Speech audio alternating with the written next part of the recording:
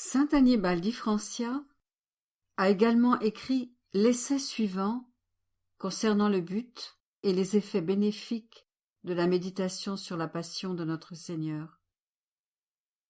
Comment la méditation de sa passion est agréable à notre Seigneur? Pourquoi nous devrions méditer et quel grand bien nous en retirons? C'est premièrement une vérité indéniable que toute méditation sur la passion de notre Seigneur Jésus-Christ est grandement agréable au bien-aimé cœur de Jésus, et qu'elle est de la plus grande utilité spirituelle à quiconque s'applique à elle avec dévotion. Quant à savoir combien de bienfaits spirituels une âme peut retirer d'une méditation assidue et quotidienne sur les souffrances de notre très bon et très aimant Jésus, aucune langue humaine ne peut dignement l'exprimer. Tout d'abord, une âme ne peut éviter de se sentir jour après jour enflammée d'amour pour notre divin Rédempteur Jésus. C'est ici qu'est accomplie la parole du prophète. Un feu brûlait dans ma poitrine. Et comment une âme pourrait-elle rester indifférente alors qu'elle considère chaque jour les excès, les extrêmes de la passion de notre Seigneur? Et quels sont ces extrêmes? Premièrement, qui est-il, celui qui se soumet à la souffrance et à l'humiliation? Il est le Fils éternel du Père éternel, Dieu égal au Père, créateur avec le Père, du ciel et de la terre, des anges et de l'humanité. Il est celui qui fait trembler la terre et fumer les montagnes lorsqu'il regarde la terre avec colère. Celui au pied de qui s'inclinent les plus sublimes cœurs des anges, lui dont personne n'est digne de parler. Lui dont la grandeur est tellement infinie que même notre très sainte Marie ne peut pleinement la comprendre. C'est Jésus-Christ, homme et Dieu, le Saint des Saints, le très aimable, lui qui est d'une indescriptible beauté et dont la douceur, la bonté et la charité sont infinies. Et ce Dieu homme, digne de toute adoration et de tout hommage des anges et des hommes, est devenu par amour pour nous, comme un lépreux, battu et humilié, accablé de mépris et foulé aux pieds comme un ver de la terre. Deuxièmement, quelles sont les souffrances qu'il a subies? Elles sont de 3 sortes. Souffrances corporelles, humiliation et peines intérieures. Chacune de ces catégories constitue un abysse incommensurable. Si nous considérons la souffrance que notre Seigneur Jésus-Christ a endurée dans son corps vénérable, nous frémissons devant cet homme de douleur, comme l'appelait Isaïe, d'où toute vie avait disparu. Un homme qui n'était plus que plaie, de la plante des pieds à la couronne de sa tête, au point d'en être méconnaissable. Il n'avait ni beauté, ni éclat pour attirer nos regards, et son aspect n'avait rien pour nous plaire. En méditant sur les souffrances de la très sainte humanité de Jésus-Christ, notre très grand bien, les saints fondaient en larmes, défaillaient d'amour, se donnaient le fouet et se punissaient eux-mêmes de toutes sortes de manières. Une autre catégorie de souffrances indescriptibles concerne les humiliations que le Verbe divin fait homme a endurées Ici, notre âme contemplative défaille presque en voyant la majestueuse, divine et sacro-sainte personne de Jésus-Christ livrée à la sauvagerie, plus diabolique que terrestre, d'hommes méchants et malicieux qui accumulaient avec acharnement les insultes et la honte sur le Tout-Puissant, l'Éternel, l'Infini. Ils le bousculaient, le jetaient à terre, le piétinaient, le traînaient, lui assénant coups de poing et coups de pied, crachant sur sa très sainte face, dans sa bouche très précieuse, accumulant sur lui toutes sortes d'insultes. Quelle indescriptible scène a conduit les serviteurs de Dieu à désirer ces offenses, ces actes honteux et méprisables, à soupirer après eux, en les considérant comme le plus grand trésor que pouvait contenir cette terre. Un troisième type de souffrance indescriptible du Dieu homme, dont nous ne pouvons comprendre que peu de choses, sinon rien du tout, c'est la peine qu'il a endurée dans son âme très sainte, dans son cœur très aimant et très sensible. Nous entrons ici dans une mer sans rivage. À un degré infini, il endura tristesse et angoisse, agonie, désolation, infidélité, ingratitude, peur et terreur, comme si elles tombaient de 4 immenses cataractes. Les eaux de toutes les souffrances de l'âme inondaient son être intérieur par 4 causes différentes. Premièrement, le spectacle effrayant de toutes les iniquités humaines qu'il avait prises sur lui, comme si lui-même, qui est d'une infinie sainteté, en avait été coupable et responsable. Deuxièmement, la vision toujours présente des comptes qu'il avait à rendre à la justice inexorable de la divinité et aux punitions qu'il avait à endurer en expiation.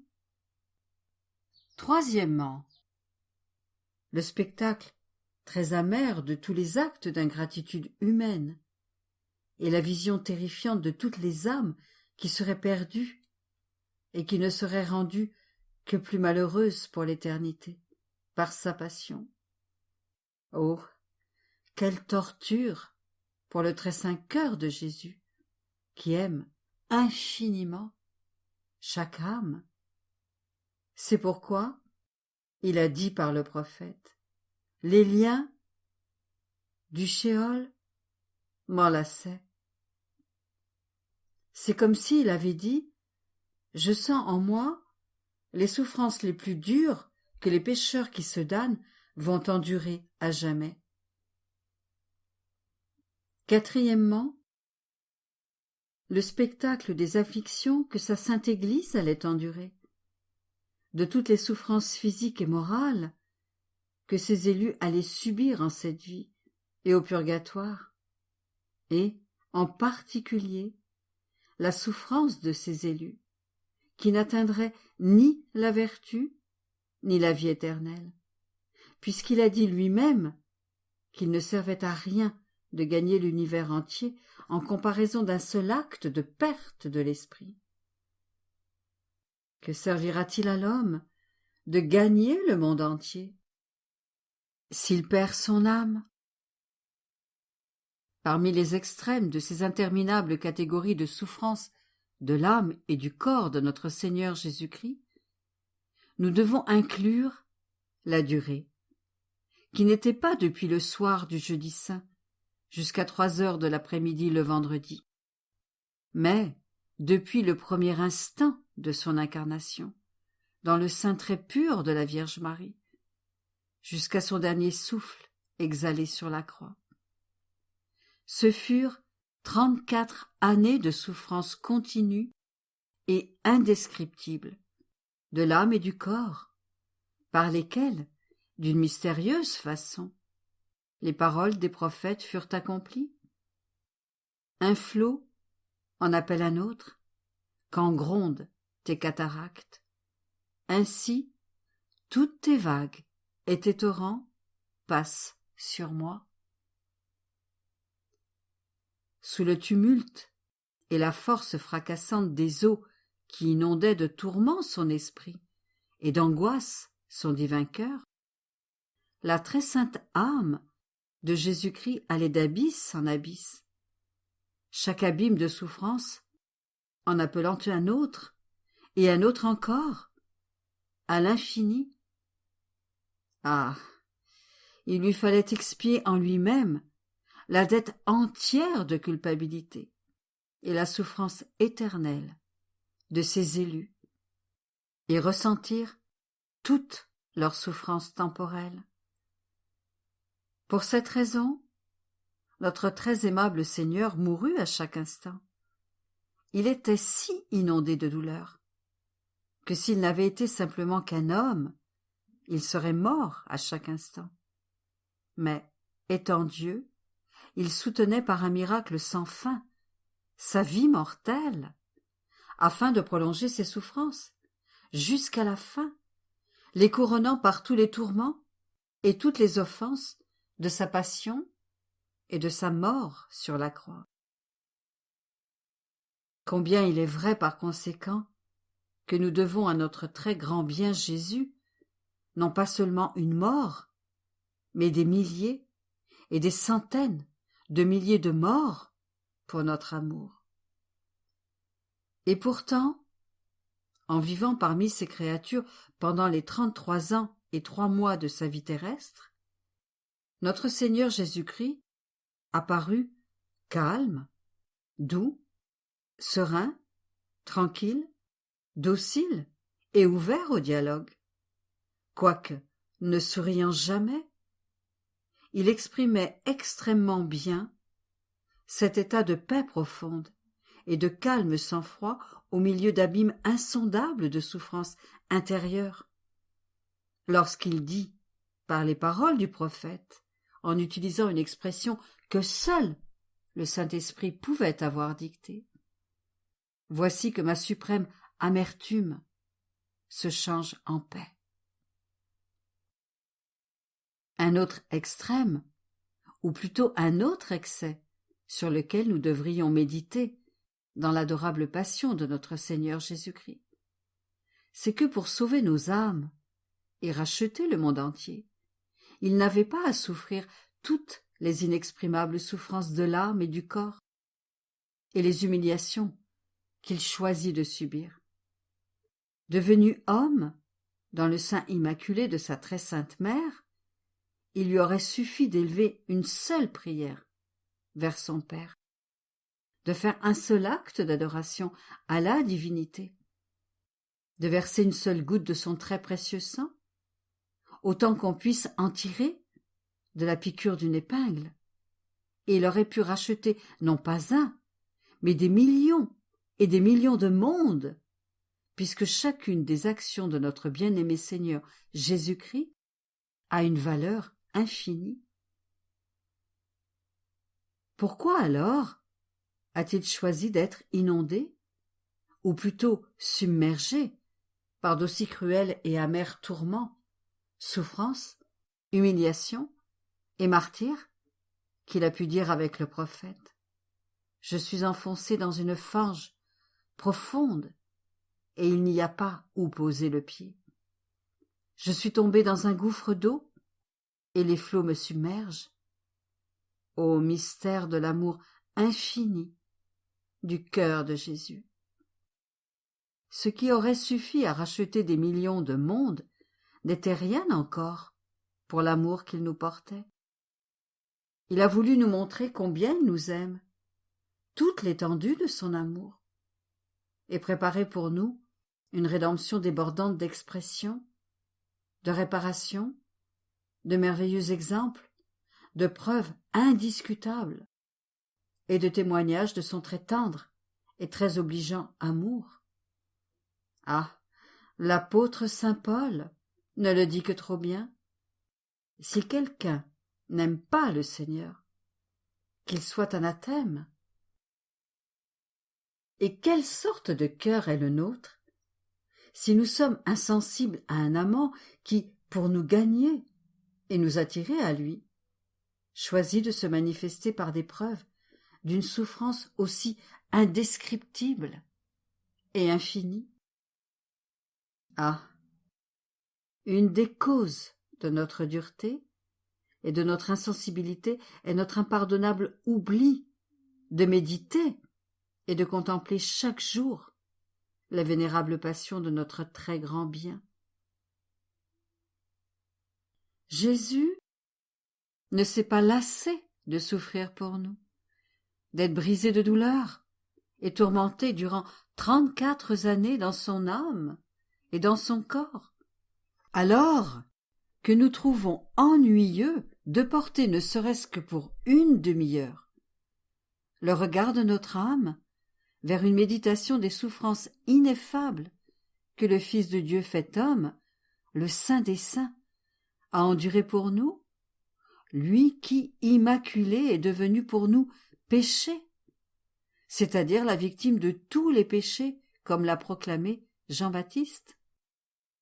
C'est pour cette raison que saint Bonaventure a sagement écrit: nous ne devons pas nous lasser de penser à tout ce que notre Seigneur ne s'est pas lassé de souffrir. Mais nous devons considérer un autre extrême d'amour, infini, dans la douloureuse et scandaleuse passion de notre Seigneur Jésus-Christ. Un extrême qui est comme un dernier coup capable de faire voler en éclats la froideur et la dureté de notre cœur, et de nous enchaîner entièrement à l'amour éternel du divin amant des âmes. Un extrême qui, même s'il ne suffit pas à nous émouvoir, peut nous rendre coupables de la plus pernicieuse cruauté et nous précipiter sur la pente de la perdition. Comment pourrait-on rester indifférent devant cette infinie charité?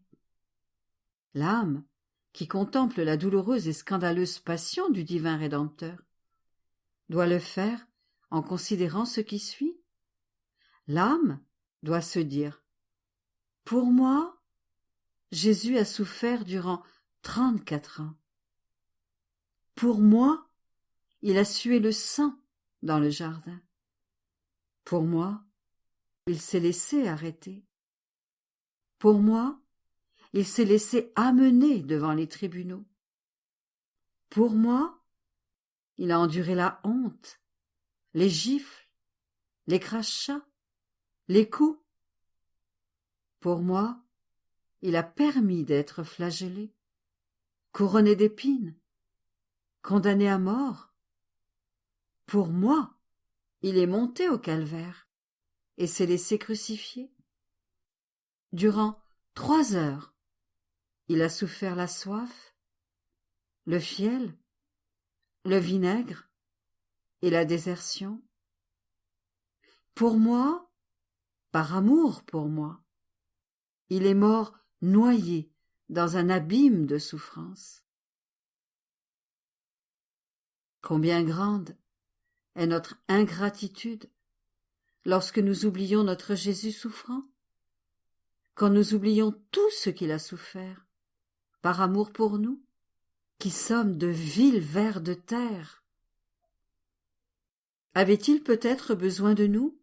Ah, sans aucune créature, notre Seigneur Jésus-Christ aurait été éternellement et infiniment heureux en vertu de sa propre divinité, comme il l'est en fait. Saint Annibal demande ici au lecteur d'adopter le rôle d'un esclave coupable de crime contre son maître. Le fils du maître offre sa propre vie pour sauver l'esclave coupable. Chacun de nous est un esclave coupable qui se tient devant le grand Dieu.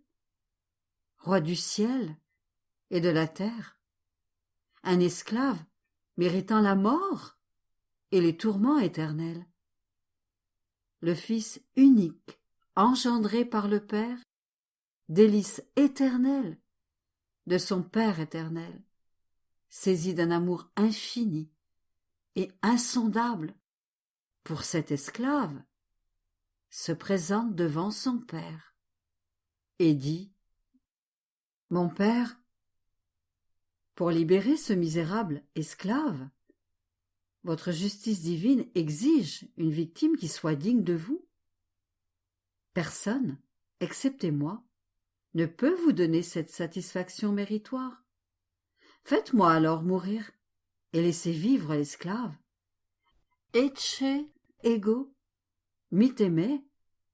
Telles sont les paroles que, selon le prophète Isaïe, le Fils de Dieu prononça lorsqu'il demanda à son Père de l'envoyer sur terre pour souffrir et mourir pour nous.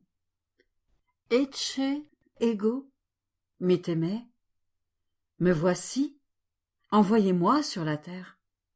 Emprisonnez-moi dans un corps passible, que je puisse connaître les plus atroces, les plus étranges et les plus indescriptibles tourments. La mort la plus honteuse et la plus douloureuse, pour l'amour de cet esclave. Je veux me mettre à sa place. Je deviendrai l'esclave. Je me laisserai enchaîner et traîner devant les tribunaux. Je me soumettrai au jugement de juges iniques. Quoique non coupable, mais innocent, je serai déclaré coupable et malfaiteur. Je veux montrer à ce misérable esclave jusqu'où peut aller mon amour pour lui. Pour qu'il soit libre et heureux, je me laisserai offenser, frapper, condamner.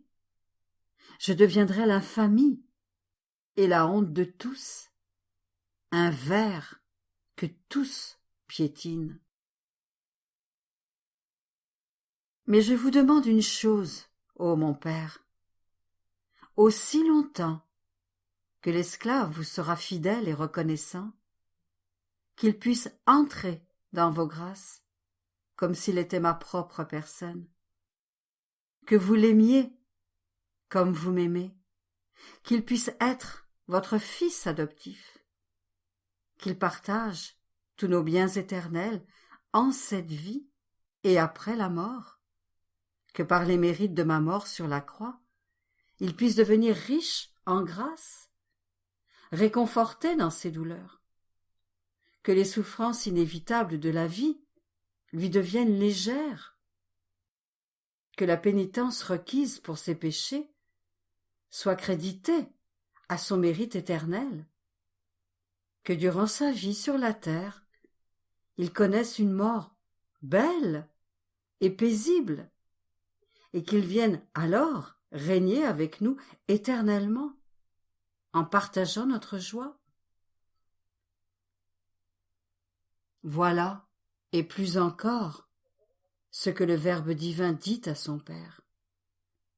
Et le Père, enflammé d'un semblable amour pour le misérable et coupable esclave, qui est moi, qui est vous, ô lecteur, lui accorda ce qu'il lui demandait avec force larmes, signes et cris, car, comme le dit l'apôtre saint Paul, c'est lui qui offrit prière et supplication avec grands cris et larmes, et il fut exaucé en raison de sa soumission.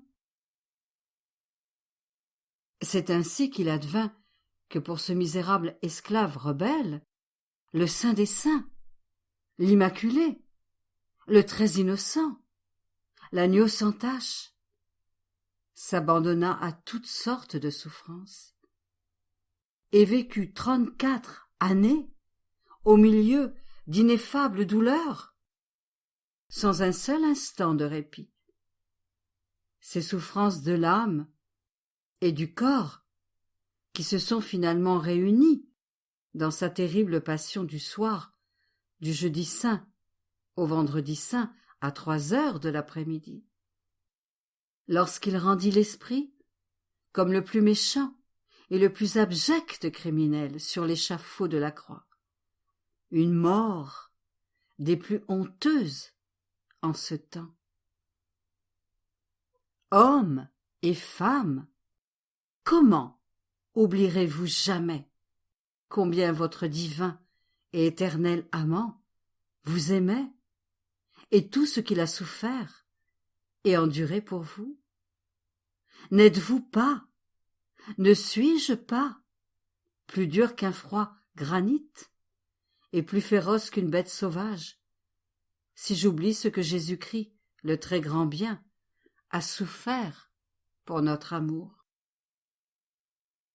Faites savoir et croire, ô âme chrétienne, qu'en choisissant de souffrir et de mourir pour vous, Jésus vous a dit: ô mon enfant, ô âme que je vais racheter en répandant tout mon sang, en retour et en compensation pour mon amour, je demande de n'oublier jamais combien je souffrirai pour votre amour.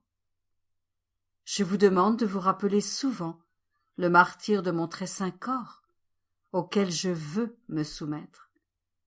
Rappelez-vous que pour vous arracher à la mort éternelle, je veux engager une terrible lutte avec la révulsion humaine contre la souffrance et la mort, et que je souffrirai le martyre et suerai le sang. Oh, souvenez-vous combien je vais payer pour vous.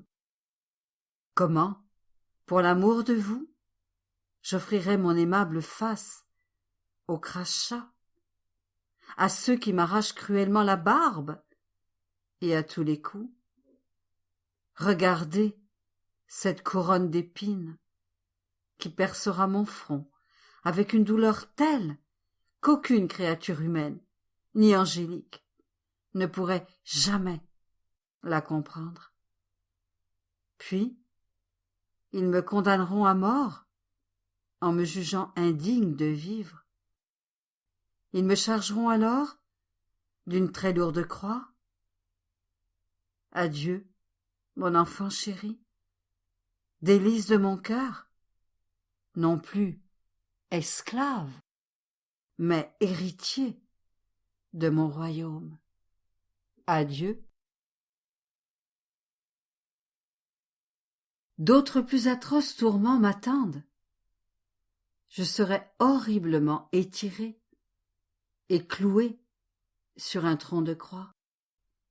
Durant 3 heures, je serai dans un tel martyre, privé de tout et abandonné de tous, y compris de mon Père. Mon âme et mon corps, si misérables et oppressés que ces 3 heures me seront comme 3 siècles de souffrance. Je souffrirai tout pour l'amour de vous. Mais ne soyez pas ingrats au point d'oublier ma souffrance et ma mort. J'accepterai de gravir la route douloureuse. J'accepterai de porter la croix. J'accepterai d'accueillir toutes les terribles souffrances qui m'attendent.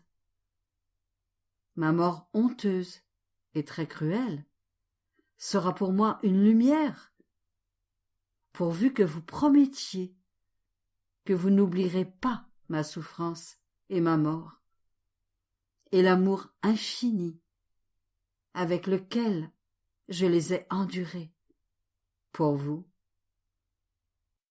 Ô âme, qu'auriez-vous alors répondu à votre Dieu, à votre divin et très aimant Sauveur? Jésus-Christ, vrai homme et vrai Dieu, avait tout cela présent devant lui. Il voyait l'inexcusable froideur, et l'indifférence de ceux qui, jamais, sinon très rarement, ne méditent sur sa mort et sa sainte et très vénérable passion. Il voyait la pieuse et sainte ferveur de ces âmes qui pâturent chaque jour dans cette bienfaisante et juste méditation. Il est monté au calvaire, le cœur lourd à cause des premiers, et réconforté par la loyauté et l'amour des derniers. Qu'a-t-il vu de vous, mon lecteur? Êtes-vous l'esclave, racheté par tant de souffrances, qui oublie celui qui vous a racheté et tout ce qu'il a souffert?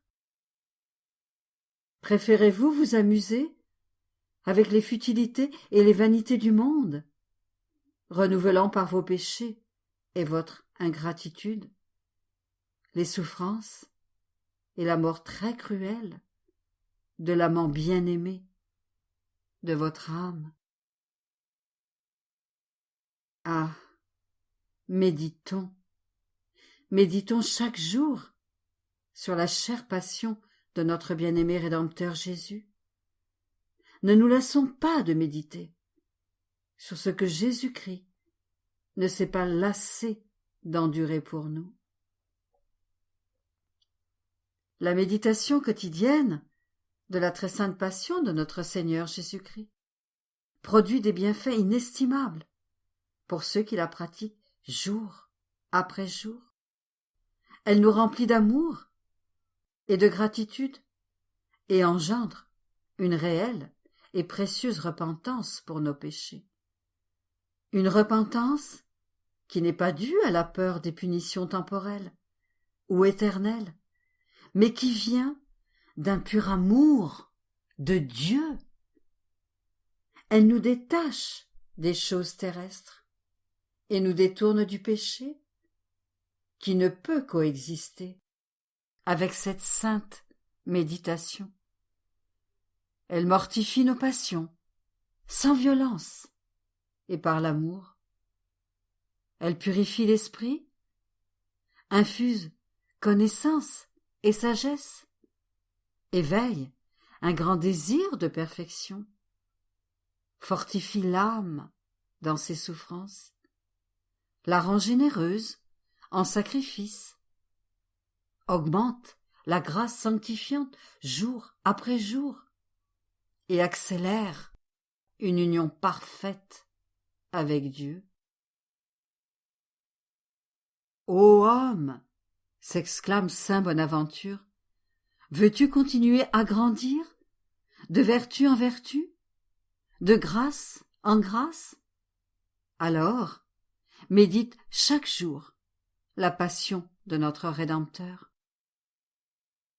L'âme qui médite chaque jour et avec amour la passion de notre adorable Rédempteur, le très grand bien de notre cœur, médite, dirions-nous, en compagnie de Jésus souffrant. Jésus aide l'âme, la transporte, la remplit de regrets, la pénètre, l'illumine, l'enflamme et lui communique souvent le précieux don des larmes. Un don qui forme une des 8 béatitudes sur cette terre, puisque notre Seigneur Jésus-Christ a dit « Heureux ceux qui pleurent ». Et, oh, combien d'âmes choisies qui méditent chaque jour sur les douloureuses scènes de la Passion en sont finalement venues de l'aridité et de l'indifférence à être profondément émues, pleurant, criant et soupirant. Que le très grand bien nous accorde à nous aussi une si grande grâce et nous dote d'une sainte persévérance dans cette aimante méditation. Nous lisons que saint François d'Assise pleura tellement sur la passion de notre Seigneur qu'il en devint aveugle. le prophète Zacharie a dit, voyant devant lui toutes les larmes que durant toute la chrétienté les âmes qui aiment Jésus-Christ verseraient sur ses souffrances. Ils pleureront amèrement sur lui, comme on pleure amèrement sur un premier-né. Je ne sais si parmi les signes de prédestination à la vie éternelle, il en existe un plus grand que celui-là.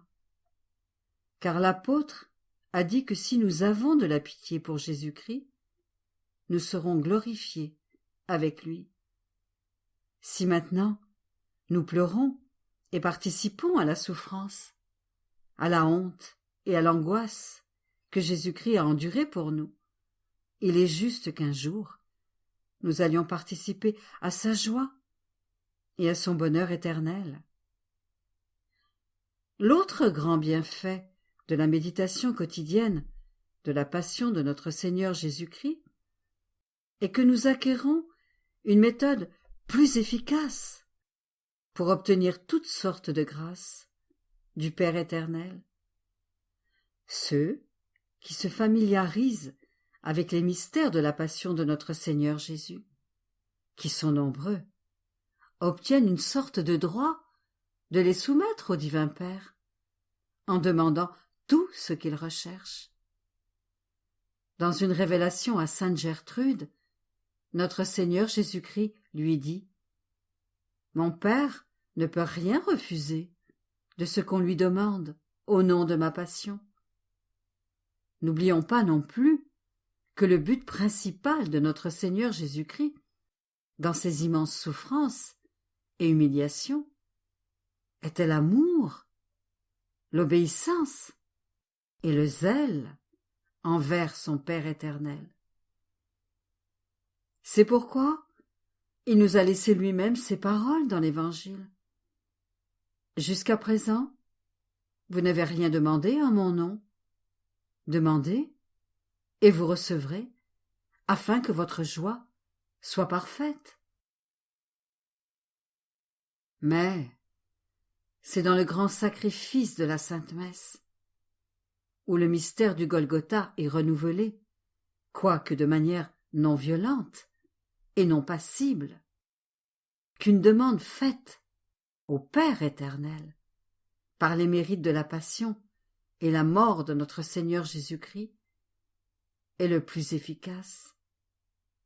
Car, qu'est-ce que la très sainte Eucharistie, sinon le souvenir constant de la passion et de la mort de notre Seigneur Jésus-Christ? C'est pour cette raison que notre Seigneur Jésus-Christ l'a institué le soir du jeudi saint, alors que ses ennemis préparaient ses souffrances et sa mort, et, en l'instituant comme un excès de son amour infini pour l'homme, il dit « Prenez et mangez, ceci est mon corps qui est donné pour vous. Buvez-en tous, car ceci est mon sang, le sang de la nouvelle alliance, répandu pour la multitude en rémission des péchés. Faites ceci en mémoire de moi. » Qui pourrait alors jamais séparer la passion de notre Seigneur de la très sainte Eucharistie, ou la sainte Eucharistie de la passion? Et il est un autre grand et immense bienfait qui peut être obtenu de la méditation quotidienne de la passion et de la mort du divin Rédempteur.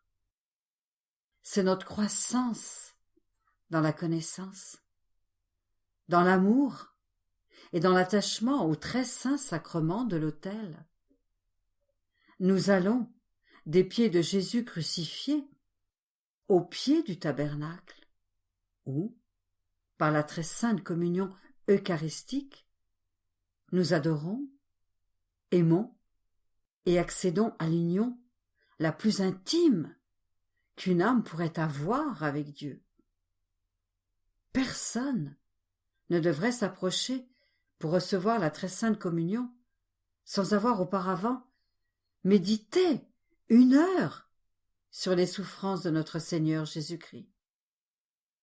En particulier, les âmes qui ont le grand don de s'approcher chaque jour de la table des anges doivent s'assurer d'avoir premièrement médité quelques points dans la passion de notre Seigneur. Saint Alphonse, docteur de l'Église, dans son Operette Spirituali, exprime cette idée lorsqu'il commence à se préparer pour la Sainte Communion en récitant les versets suivants du Cantique des Cantiques. Voici qu'il vient, bondissant sur les montagnes, sautant sur les collines. Et il explique: Ô mon divin Rédempteur Jésus, combien de collines difficiles et escarpées vous avez dû traverser. Celui qui néglige de méditer l'adorable passion de notre Seigneur Jésus-Christ ne fera jamais une communion ardente afin d'en retirer de véritables bienfaits. Lecteur, la méditation quotidienne sur les souffrances et la mort de notre Seigneur Jésus-Christ, si elle produit en nous tous les bienfaits mentionnés plus haut, et 1000 autres encore, qu'un misérable comme moi ne peut expliquer, produit également un autre grand bien que nous devrions avoir en haute estime. Elle nous unit à la compassion de la plus pure et de la plus sainte de toutes les créatures. La très sainte Vierge Marie, la mère du Verbe divin fait homme. Oh, voici un autre mystère d'amour et de souffrance qu'un chrétien ne devrait pas négliger. La très sainte, très douloureuse, très désolée Marie, reine des martyrs, qui participe à toutes les souffrances du divin Rédempteur. Très sainte Marie, corédemptrice de l'humanité, en union avec le Dieu homme. Moins encore, nous sera-t-il permis de comprendre ou de pénétrer les souffrances de la grande Mère de Dieu, si nous ne méditons sur elle chaque jour. N'étant ni matérielles, ni visibles, ces souffrances sont toutes intérieures. Désolation intime, aussi immense que l'incommensurable amour de cette grande mère pour Jésus-Christ, son Fils et son Dieu. Ici encore, les extrêmes sont excessifs, à la fois pour la sensibilité féminine et maternelle de la très sainte Vierge, qui étant immaculée, très pure, très sainte et très sage, était d'autant plus sensible à la souffrance intérieure. Et pour l'ampleur de son amour pour Jésus, lequel en Marie est sans limite, dépassant l'ardeur de tous les séraphins, et sa connaissance de l'infinie majesté et de la dignité de Jésus-Christ, qu'elle voyait si honteusement insulté et foulé aux pieds comme un ver. Et il y a également l'extrême de l'immensité de sa compassion pour l'humanité et pour chaque âme en particulier, puisque c'est pour chaque âme qu'elle a offert son divin Fils, avec le plein consentement de sa volonté, aux martyrs, aux offenses et à la mort, sans jamais cesser de savoir et de penser à toutes les âmes qui seraient perdues. Elle était seule à comprendre et à partager l'angoisse mentale et les martyrs du très saint cœur de Jésus, depuis son incarnation jusqu'à sa mort. Et elle y a tous goûté, jusqu'à la lie du douloureux calice.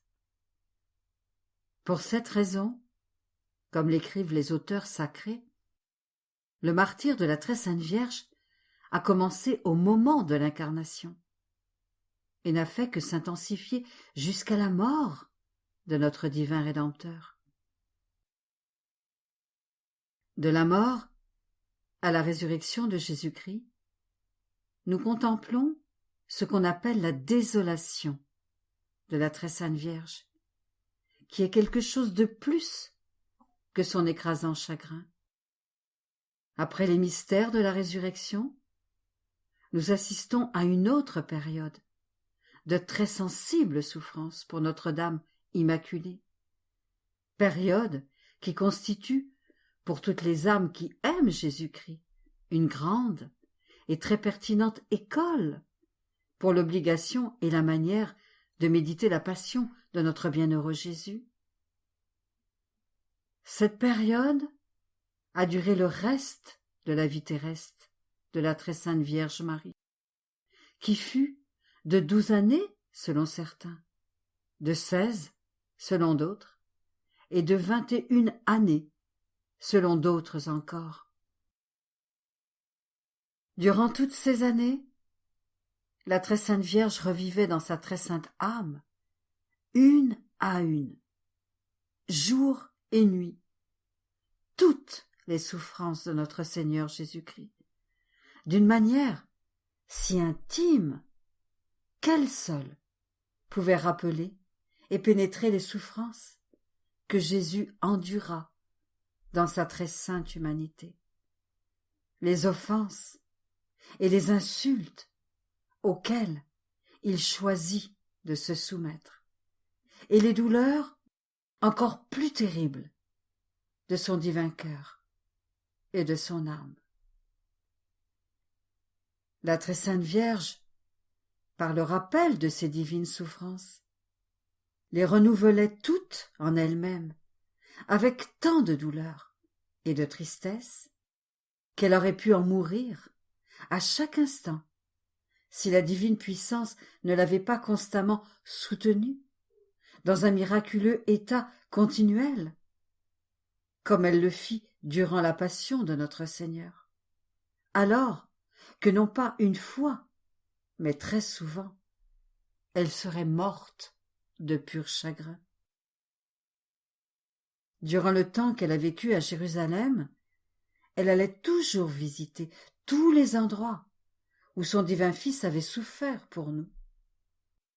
En particulier, elle retraçait personnellement, dans une douloureuse et profonde contemplation, le chemin de croix, en commençant par le palais de Pilate, où notre Seigneur fut condamné à mort, et en remontant jusqu'au calvaire. C'est ainsi que prit naissance la dévotion du chemin de croix, un des plus saints exercices de piété de notre Sainte Église. Nous trouvons aussi une école de méditation sur la passion et la mort de notre Seigneur Jésus-Christ dans Marie désolée et douloureuse. Ô bienheureuse l'âme qui passe son temps dans la souffrance entre Jésus et Marie, compatissant tantôt avec le Fils, tantôt avec la Mère, pleurant tantôt avec l'un, tantôt avec l'autre, se remettant à l'esprit tantôt les scènes dans le jardin, tantôt l'arrestation devant les tribunaux, les coups, les crachats, la flagellation, les épines, la condamnation, le chemin jusqu'au calvaire, la crucifixion, les 3 heures d'agonie, la soif, la désertion, pour enfin tourner les yeux de son âme vers la pleine participation de la Mère de Dieu à ces mystères d'amour et de douleur. Marie, la plus douloureuse des mères, qui partagea avec Jésus-Christ, quoique d'une manière totalement spirituel.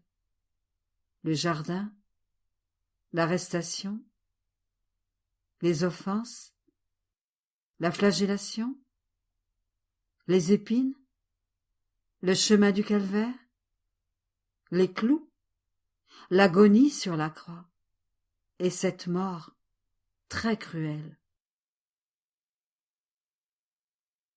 Bénie soit l'âme qui, en entrant dans les très saints cœurs de Jésus et de Marie, perçoit, tant soit peu, cet abîme de douleur intérieure, et, au milieu des vagues tumultueuses de cette contrition aussi vaste qu'une mer sans rivage, laisse couler les larmes d'amour qu'elle verse dans sa contemplation quotidienne des souffrances de Jésus et de Marie.